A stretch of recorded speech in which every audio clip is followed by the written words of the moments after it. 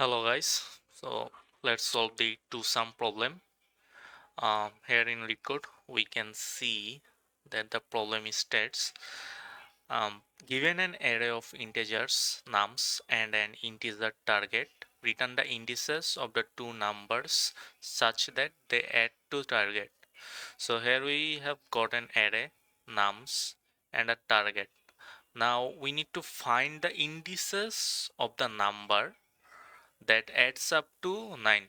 So here we can see that 2 and 7 adds up to 9 and their indexes are 0 and 1. Output we can give 0 and 1.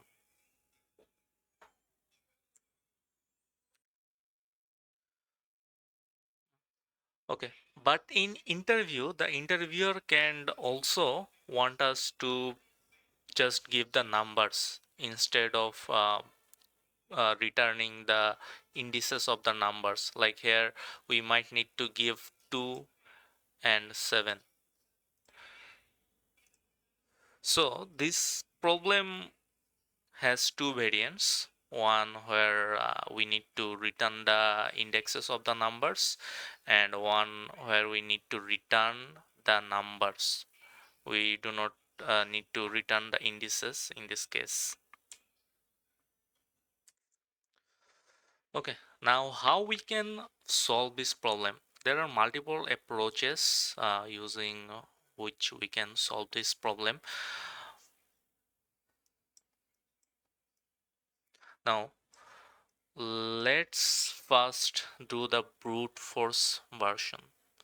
Seeing the problem, let's say this is the array. Now seeing this array, what comes to our mind? So let's say the target is 9 and we have to find a pair from this array that adds up to 9. So immediately the solution that comes to our mind is that just we just need to find a pair that adds up to 9. So to find this pair we can check all the pairs that can be formed from this array. So let's first have a point,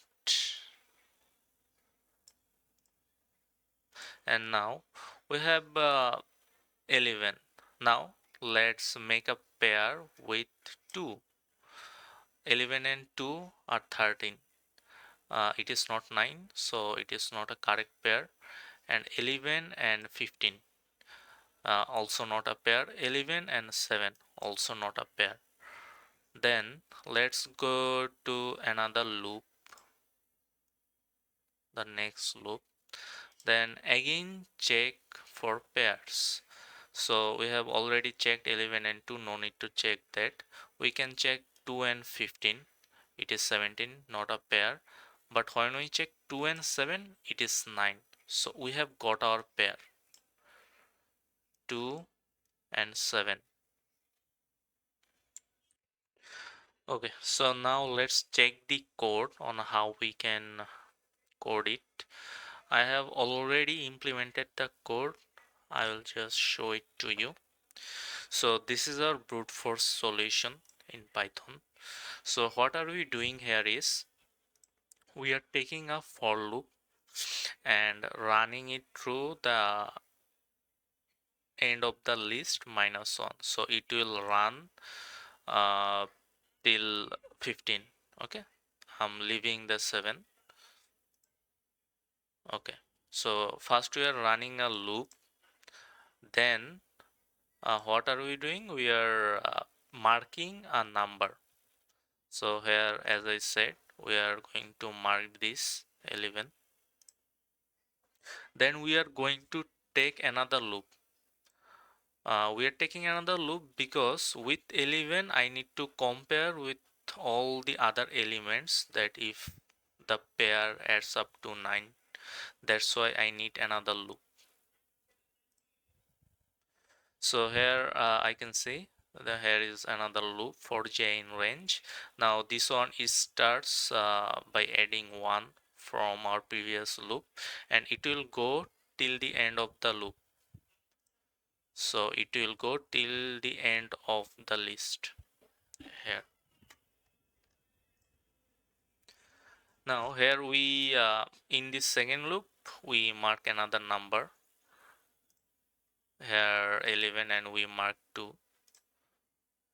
Then we add them and check if the addition sums up to our target sum.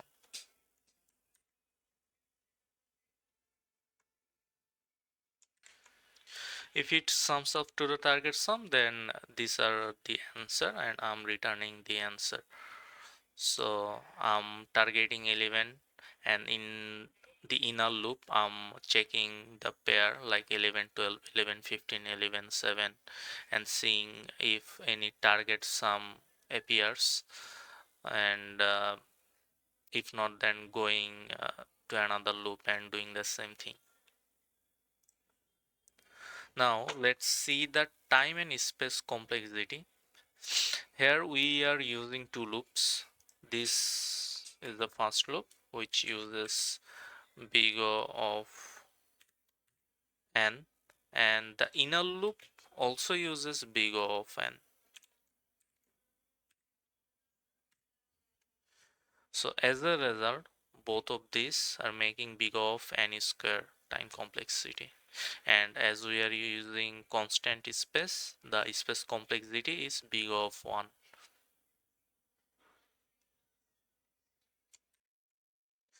So that was our brute force approach. Now our next approach is two pointer approach. So in order to use two pointer, first we need to make the array sortable. So here was our previous array. After sorting the array, it becomes like this, ascending sorting 2 7 11 15.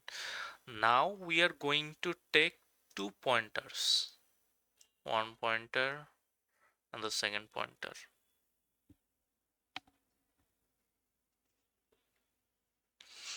Now what we are gonna do is we are gonna find the sum of these two pointers numbers. So what is the sum of 2 and 15? It's 17. Is it equal to target 9? No. Is it greater than?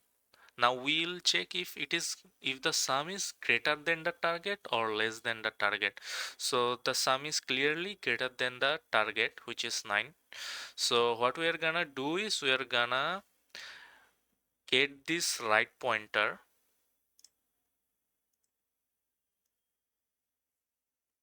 and take it to left, one position left.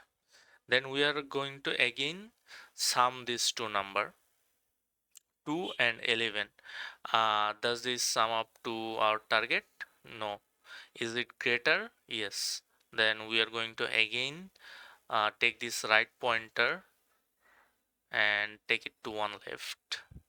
Now we are, after checking this again, we can see that our sum, what is target 9, we have got it. So 2 and 7 are the answer.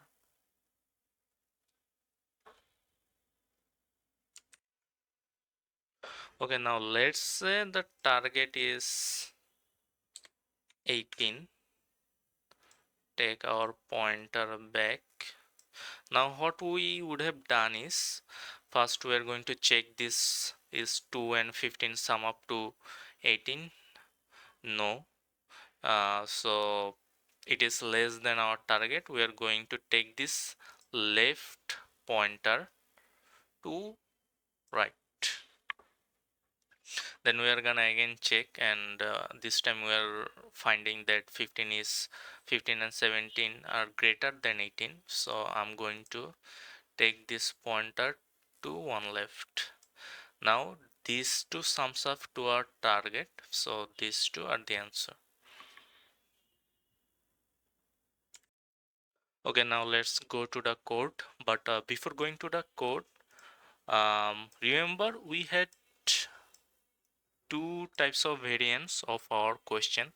One is returning the indices and another one is returning the numbers. So previously when we solved the brute force, I only showed you the returning number version, but if we want to return the indices, we can just return the ing from the loops, these are indexes. So for our two pointer approach, now here's the thing. In two pointer approach we cannot return the indices queues, because we are sorting the array or the number list. As a result, the indexes are getting replaced by one another. As a result, in the end we are not going to get the correct indexes. So we are going to use two pointer approach for when the question asks us for the numbers.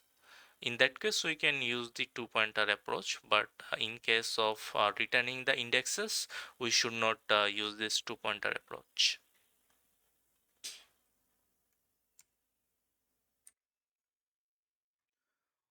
Okay, now let's go through our two pointer approach code. Here we have the array and the target sum.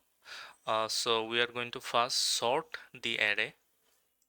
Then we are going to take two pointers. One is left and the index will be 0, and one is right where the index will be the index of the last element. Okay, so we are going to take a loop where left and right pointer doesn't clash with each other. Let's see it from our board. Let's say instead of 11, what we have here is 12. So in this case what will happen is 12 and 7 are 19. So my this pointer will go to right, and this is the case where we will close our program and return an empty list, as we cannot find the target sum. Okay, so here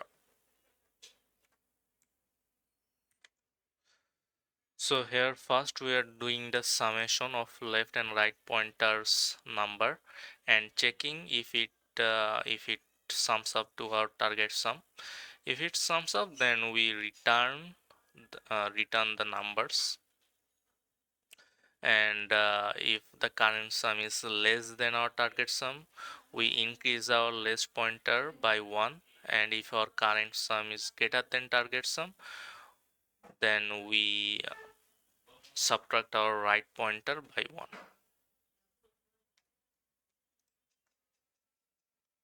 Now let's see the time and space complexity.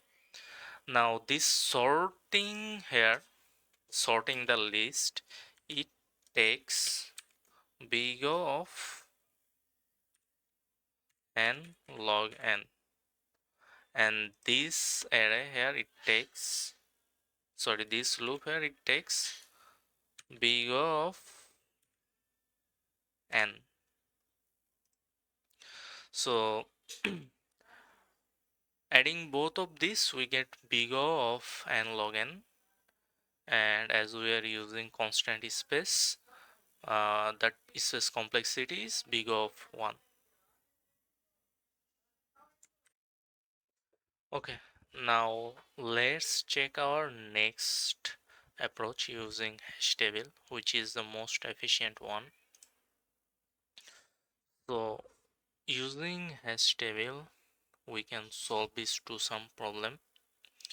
In this case, here is our array. Now we are going to loop through the whole array, and in each iteration we are going to find a match. Let's write it down. Matches target minus the number. So in this case, let's say we are currently on 11. So the match will be target is 9 and our number is 11. So 9 minus 11, which is minus 2. So now we will check, is minus 2 in our dictionary? We can see currently it is not in our dictionary.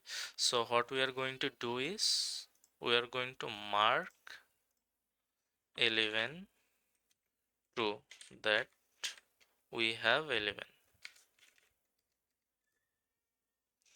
Then we are going to iterate again, and now our number is 2, our target is 9. So 9 minus 2 is 7. Now we'll check in our dictionary, is 7 exist? Does 7 exist in our dictionary? No. So we are also gonna put 2 in our dictionary.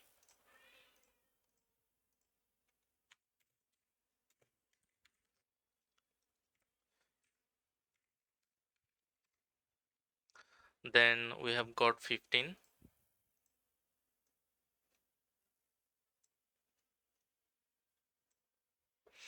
So 9 minus 15, it also doesn't exist in our dictionary. So we are going to add 15.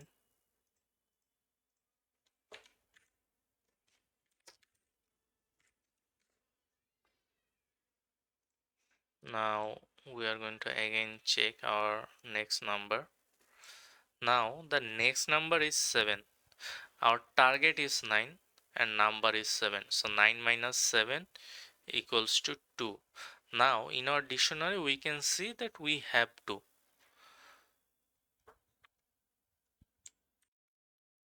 So we have got our numbers, so 7 and 2. So basically each time we are iterating and getting the number, we are saving it to our dictionary. And later when we check another number, we are also checking our dictionary if the match exists or not. Here checking in a dictionary or hash table only takes big O of 1, so it is very efficient. So as a result we are using the dictionary. Now let's check code. Okay, so this is our hash table using hash table solution.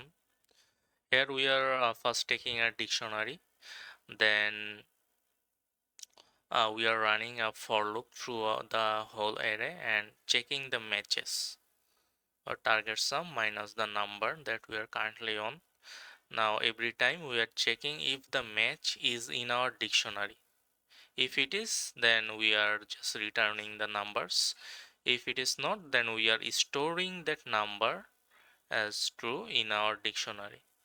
We are doing this again and again to find the potential match.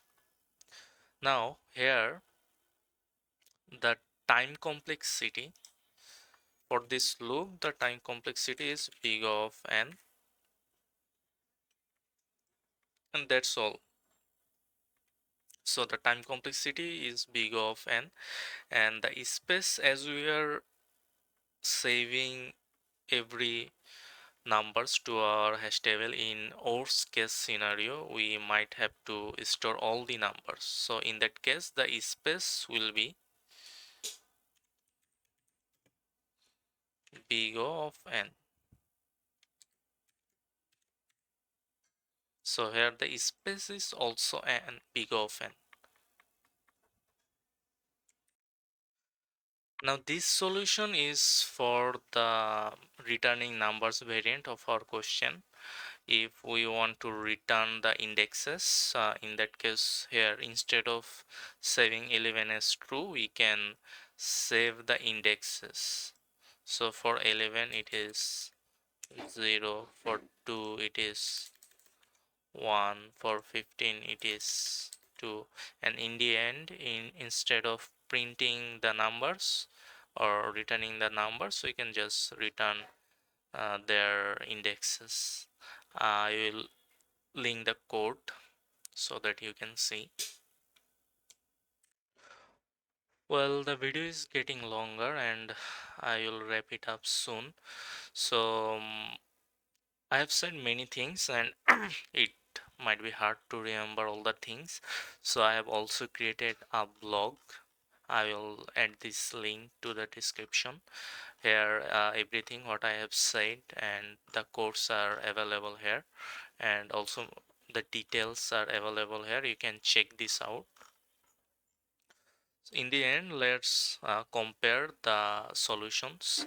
So first we have seen the brute force approach, which takes the time complexity is big of n square and space is big of 1. So this is not ideal. Big of n square, it is bad time complexity, and we should not use it. Then we have seen the two-pointer approach where the time complexity is big of n log n and the space complexity is big of 1.